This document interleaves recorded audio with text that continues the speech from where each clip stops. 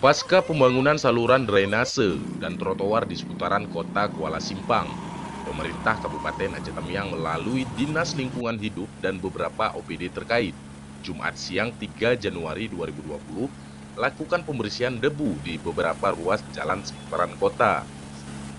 Sebanyak 32 orang pasukan oranye yang dipimpin Kepala Dinas Lingkungan Hidup serta dibantu 2 regu petugas BPBD berjumlah 20 orang.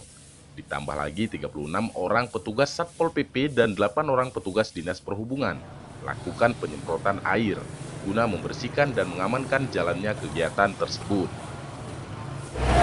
Kita hari ini ada kegiatan gotong royong untuk membersihkan kota, untuk menghilangkan debu ataupun pasir yang ada di pinggiran trotoar di pinggiran jalan kota Kuala Simpang, agar kota Kuala Simpang bersih dan asri dari debu-debu dan pasir di pinggiran kota. Kebaikan gotong royong hari ini adalah terutama kebersihan, DLH, pemadam, satpol dengan perhubungan.